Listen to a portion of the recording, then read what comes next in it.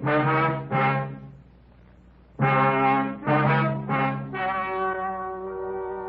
story you are about to hear is true. Only the names have been changed to protect the innocent. Fatima Cigarettes. Best of all long cigarettes brings you Dragnet.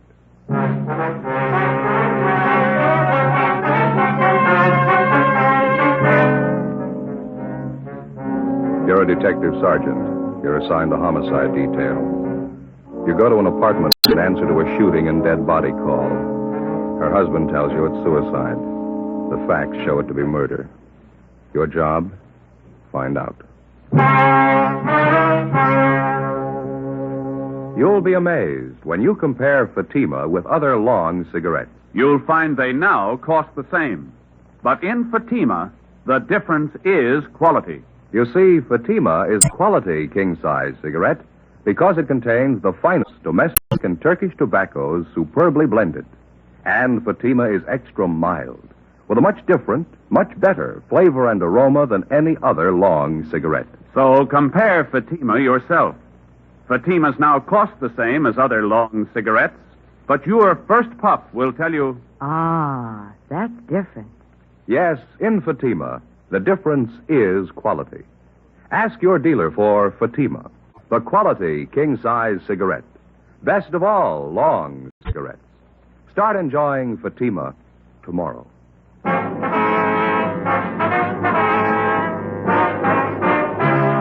Dragnet, the documented drama of an actual crime. For the next 30 minutes, in cooperation with the Los Angeles Police Department, you will travel step by step on the side of the law through an actual case transcribed from official police files. From beginning to end, from crime to punishment, Dragnet is the story of your police force in action.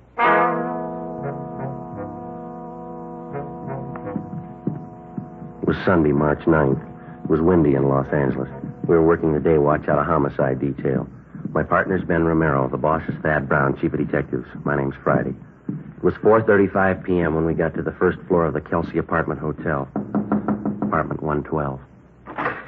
Hi, Joe. Ben. Hi, Harry. How are you? What have you got here? The woman's dead, shot through the right temple with a .45 automatic. Husband claims it's suicide. What's the name? Mr. and Mrs. Andrew Robertson. Wife's name was Marie. That's Mr. Robertson right over here. Has the crime lab been called? About 2 minutes ago. Fine. Mr. Robertson, this is Sergeant Romero, Sergeant Friday. How do you do? How are you? Have you questioned Mr. Robertson? No, not yet. Mr. Robertson, do you want to tell us what happened here? I'd just gotten back from the corner grocery store. My wife and I had a little argument going. It started before I left for the store, and it was still on when I got back. I see. She was fixing chicken fried steaks for dinner, putting the flour on them. We had a few more words, and I went over and sat on the Davenport right where I am now. Mm-hmm. She was standing there in the doorway to the kitchen. She said something that set me off, and I guess I got pretty mad and said a few things. Then she went back over to that little nightstand there by the door to the kitchen. That one right there? Yeah, that's it. That's where I keep my Army automatic. She pulled it out of the drawer and back up into the kitchen. She put the gun to her head and said, "This'll put an end to the argument once and for all." I yelled at her and tried to stop her, but I was too late. She pulled the trigger and fell right there where she is. What'd you do then? I went upstairs to Ted Carlton's place. He lives in 212 right above us. We don't have a phone here. I asked him to call the police and send for an ambulance. Did you go over to see how badly your wife was shot? Yeah, I forgot to tell you. The minute she fired, I rushed right over to her, but I was too late. She was dead. Now, did you touch anything in here, move anything at all? No, sir, not a thing. I've been sitting here ever since I got back down from Ted's room upstairs. I see. Joe. Yeah. Empty cartridge casing here on the floor. Yeah. When Jones gets here, we'll measure the distance. Just a minute. We can put this saucer over till the crime lab gets here. All right. Hi, Lee. All right. Crime lab's here Friday. Lee Jones. Oh, hi, Lee. Hello, Joe. Bennett. Hi, Lee. Fremont, would you mind taking Mr. Robertson downtown? We'll be right down as soon as we finish up here. Right, Joe. See you later. Thanks a lot, Harry. Let's go. What do we got here? Shot through the right temple. Husband claims suicide. Uh-huh. What's under the saucer? Empty casing. Looks like she was flouring meat, huh? That's what the husband says, yeah. It's probably what that is on the barrel of the automatic there. Yeah, we noticed that. Wastebasket's sure full, isn't it? Yeah? Right tempo, huh? 45 automatic. Yeah. If she shot herself in the kitchen, how do you figure the empty casing got out there in the living room? Position of the body doesn't warrant that. That'll be Ed McGill, the photographer. Come in. Friday? Go in. How are you, Ed? Well, what you want to shoot? Why don't you get an overall of the room first and grab one in the kitchen there? All right.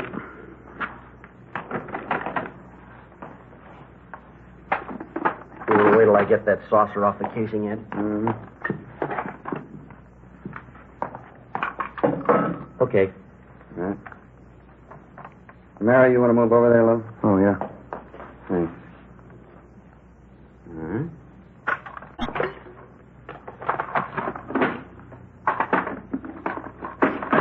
Now, you're at the kitchen. Right from where you are now is good. We can get out of your way here. Okay, this is fine.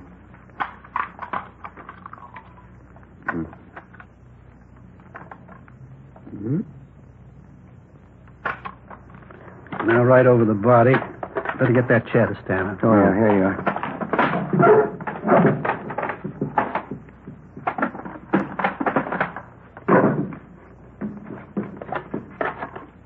Not much room to work in here. Can you get it all in there?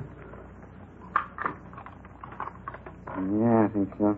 Use the wastebasket as your outside line here and kitchen sink on the other side. Can't get the sink in. Will you settle for the wastebasket only? Fine. Just use that as your right-hand sideline, huh? All right. Mm-hmm. Okay. While you fellas finish up in here, we're going to run upstairs a minute late. Okay, Joe. Come on, Ben.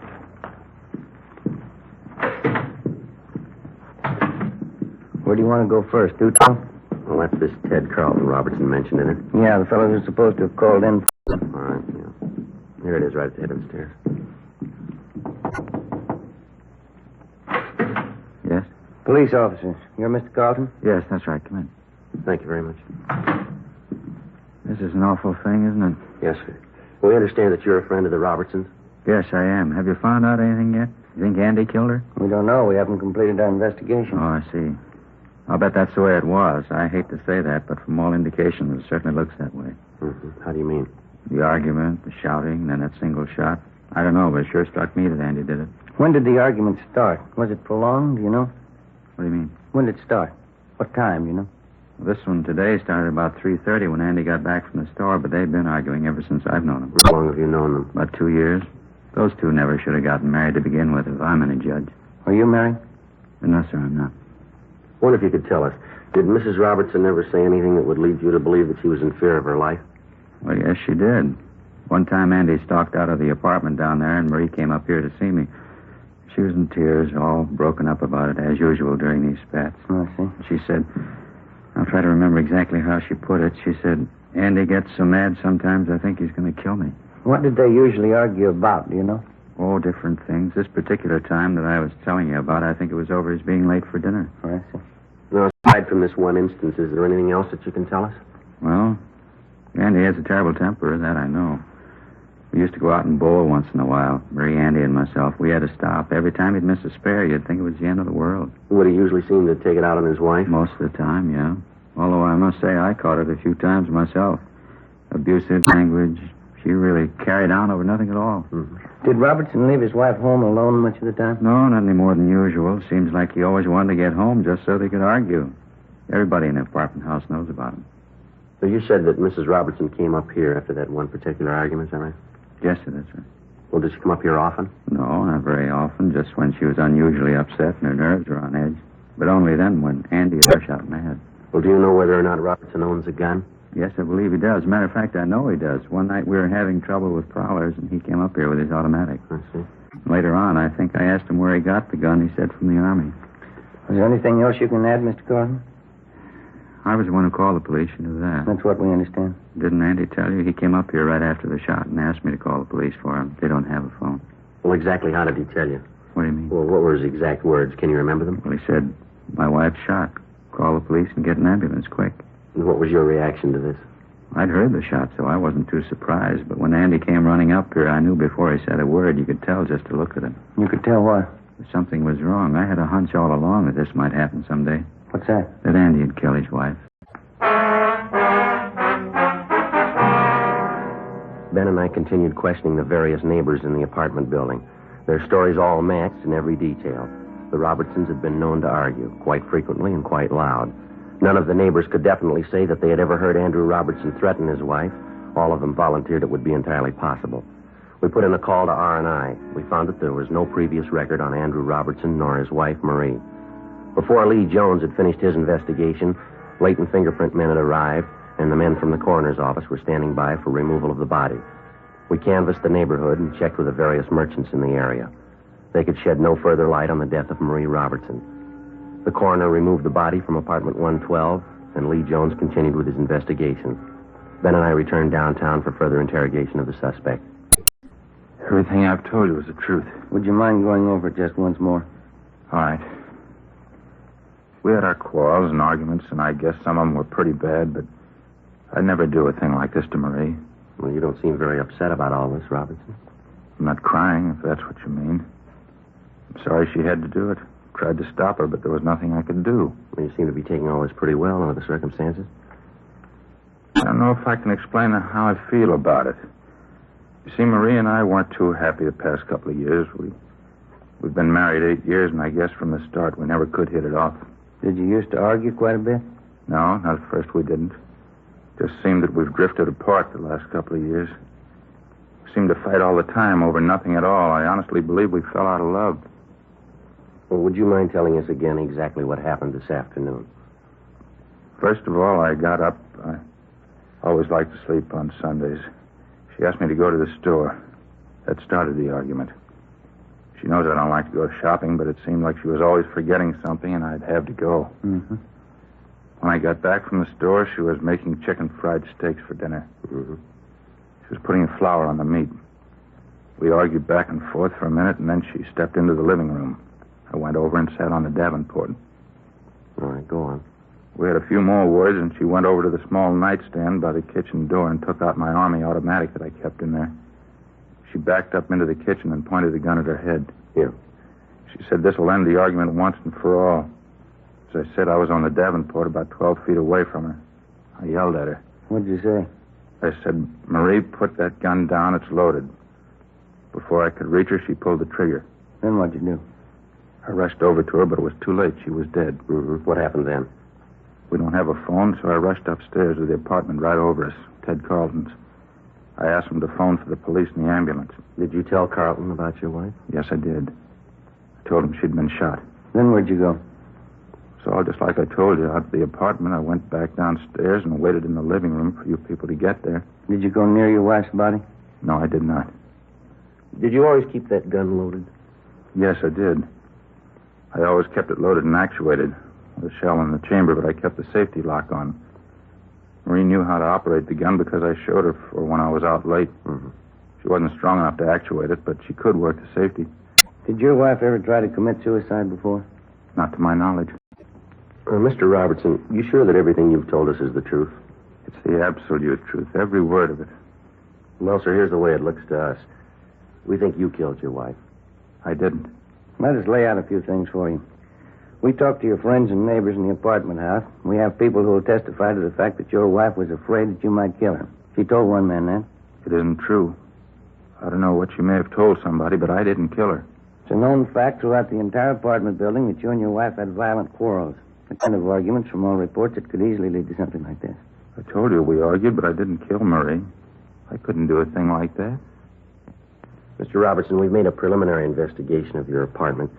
You say your wife killed herself. Let me show you some of the flaws in your story here. All I can say is what I've told you is the truth. I didn't kill her. Now, you told us that your wife went to the nightstand and got the gun. That's right. How did she pick up the automatic? How do you mean? Well, how'd she take it from the drawer? Like anyone would pick up a gun? By the butt? She picked it up like anybody would who was going to use it. You're sure about that? Positive. She didn't touch anything but the butt. Well, she had part of her hand on the trigger. Well, we know that, but she didn't touch any other part of the weapon. She did not. She didn't have time. Well, then how do you account for the fact that we found traces of flour on the barrel of the gun? Well, sure. She was flouring meat. Well, how did the flour get on the barrel? I don't know. Well, isn't it true that when you approached her with the automatic pointed at her, she tried to ward off the shot with her hand? Isn't that how the flour got on that barrel? That isn't true. Now, you said your wife was putting flour on some steaks. That's right. How do you account for the fact that we didn't find any flour on the butt of the gun where it belonged? Or on the drawer of the nightstand, where you say she first picked up the automatic? Well, I can't answer that. I don't know what all this means. Well, it means that unless you've got some kind of explanation, we have to assume that you're lying, that you killed your wife. I don't know how to explain all these things, but I didn't kill her. Mr. Robertson, you say you were an Army man. Isn't that what you told us out at the apartment? Yes, I was a sergeant in the Army during the last war. What outfit were you with? I was an instructor in sidearm weapons at Santa Ana Army Air Base. Then you'd be somewhat of an authority on the Colt .45 caliber automatic pistol, wouldn't you? I guess I would, yeah. That was one of the weapons I instructed in. You'd know all about the system of ejection employed by the Colt Company on their .45 automatic. Yes, I would. The empty casing ejects to the right, up and back. Is that correct? Yeah, that's right. In other words, if you were pointing a .45 at me and you pulled the trigger, the empty casing would eject to your right, up, and fall on the floor to the rear on your right side. Right? Yeah, that's where it would end up. You still maintain that your wife shot herself? Yes, I do. Where was she standing when she pulled the trigger? As I told you before, in the kitchen. How was she standing? What do you mean? Which way was she facing? Well, let's see. Facing me. Yeah, that's right, in the kitchen with her back to the sink, facing out toward me. And where were you? On the Davenport in the living room, facing her. Now, bearing in mind what we've already discussed and agreed upon concerning the ejection system of a .45, how do you account for the fact that the empty casing was found in the living room, 6 feet and 4 inches from the kitchen? Well, let's see. I'll figure it for you. The empty casing should have been found on the floor of the kitchen, somewhere to the right and rear of your wife. Isn't that about it? I don't understand. Why are you trying to prove me guilty? I've told you, and I swear to you, I didn't kill my wife. Well, it'd be a physical impossibility for that empty casing to have landed anywhere but in the kitchen if your wife had pulled the trigger of that automatic. Now, how about that? What can I say? Please believe what I'm telling you. I didn't do it. Not according to the evidence. I don't understand any of this. Well, here's the way we've got it reconstructed. You had a quarrel. You got the gun. You met your wife at the doorway to the kitchen. You pointed the gun at her. She tried to ward it off with her left hand, leaving flour on the barrel of the gun. You fired, and the casing was thrown up and back to the right, where it landed on the rug of the living room. The testimony of the neighbors, the flour on your wife's hand, the position of the empty casing. Robertson, you're it. I don't know why all these things are the way you say they are. Well, we do. We don't believe your wife committed suicide. You think about it. Come on, Ben. Yeah.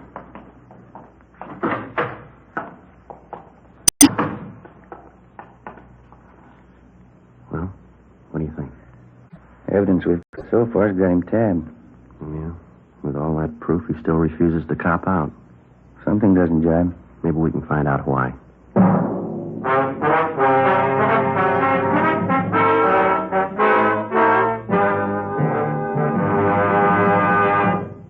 You are listening to Dragnet. From beginning to end, Dragnet is the authentic story of your police force in action. Now, from beginning to end, the Fatima story. Actual convincing proof that in Fatima, the difference is quality. Quality of tobaccos. The finest domestic and Turkish varieties, extra mild and superbly blended to give you a much different, much better flavor and aroma. Quality of manufacture. Smooth, round, perfect cigarettes, rolled in the finest paper money can buy. Manufactured in the newest and most modern of all cigarette factories. Quality, even to the appearance of the bright, clean, golden yellow package, carefully wrapped and sealed to bring you Fatima's rich, fresh, extra mild flavor. Because of its quality, its extra mildness, its better flavor and aroma, more long cigarette smokers are now insisting on Fatima than ever before. So if you smoke a long cigarette, compare Fatima. You'll find they now cost the same. But your first puff will tell you... Ah, that's different. Yes, in Fatima, the difference is quality. Insist on Fatima. Start enjoying the quality king-size cigarette. Fatima. Best of all long cigarettes.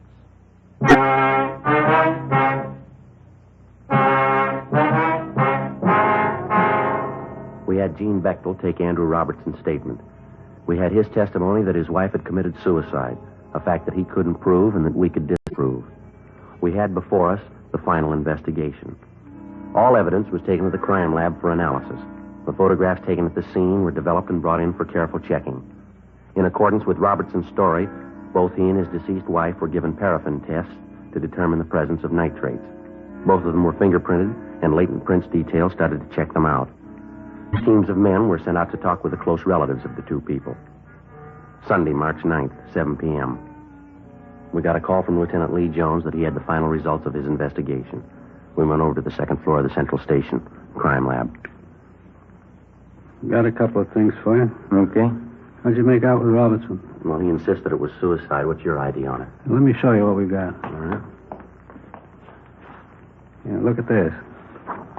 A picture of the 45 casing. That's right. Take a close look at it. Right here in particular. Okay. Yeah. You notice this one edge is a little crimped here? Yeah, ejector marks. No, here are your ejector marks up here, see? This crimping is something entirely different. What is it? You remember where you found this casing? 6 feet 4 inches into the living room. That's right. And we wondered how it could have been thrown that far by the ejector if the husband's story's true. The ejector didn't do that. I wondered, too. On closer inspection, I noticed this crimping. Let me show you how this casing got out there in the living room. Here's an identical 45 caliber Colt empty casing. Yeah. We'll place it here on the floor on a piece of carpeting the same thickness that was in their kitchen. Linoleum. Now watch this. I'll step on it, hitting it from an angle. There's your answer to that.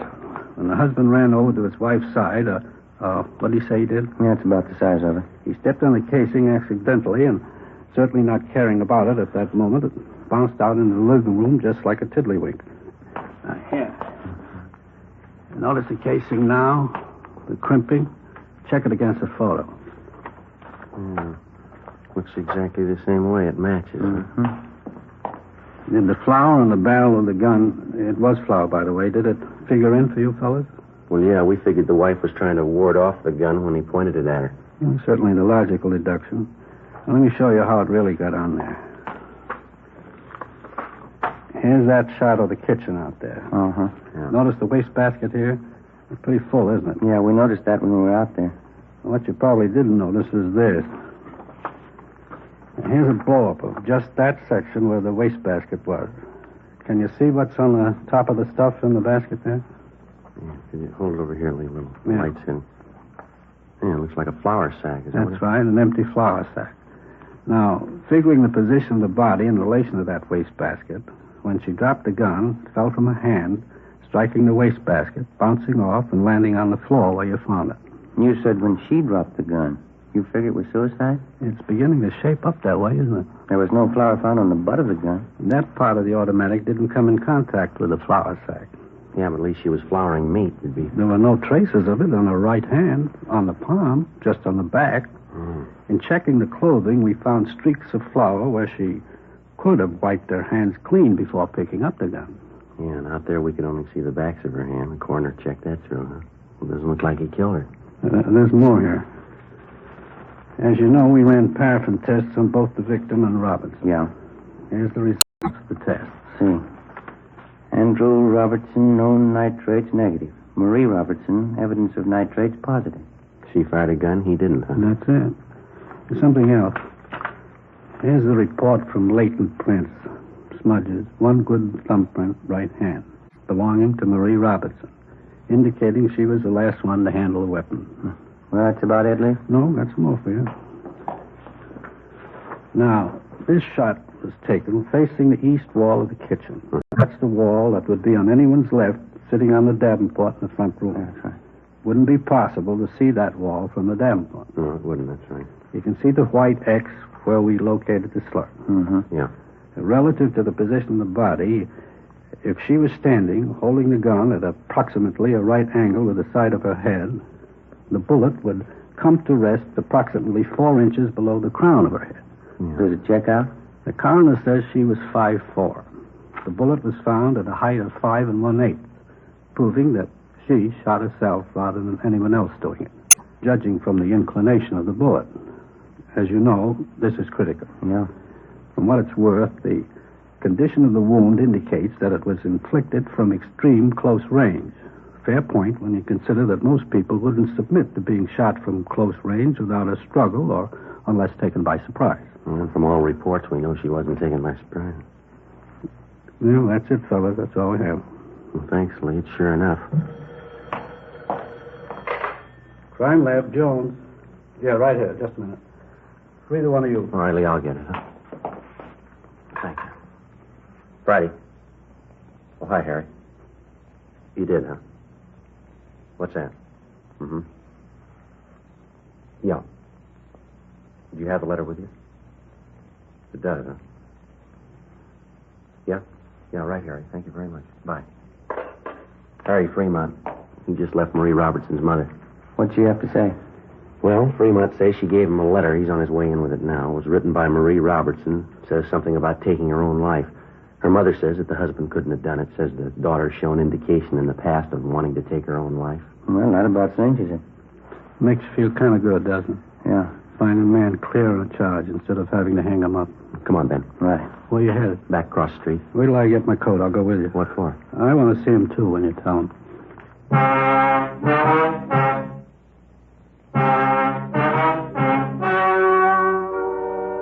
The story you've just heard was true.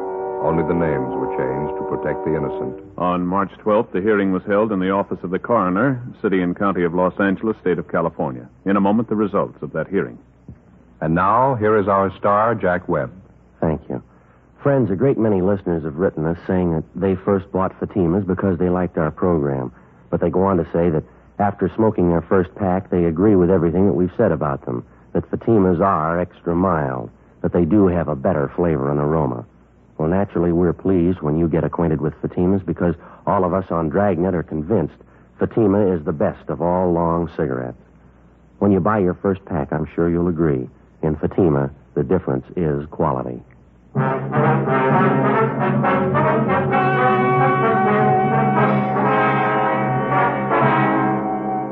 Andrew William Robertson was immediately released from custody. A 510 form was made out, exonerating him from any complicity in the death of his wife. Ladies and gentlemen, Mr. James M. Fox, president of the Southern California chapter of the Mystery Writers of America. The Edgar Allan Poe Awards of the Mystery Writers of America are made each year for outstanding contributions in the field of mystery.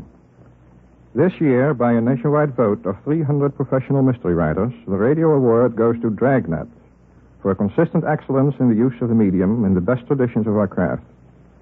The Mystery Writers of America are happy to present their Edgars, statuettes of Poe, to Dragnet's Jim Moser, who writes the scripts, and a duplicate statuette to Dragnet. Congratulations, Mr. Moser. Thank you, Mr. Fox.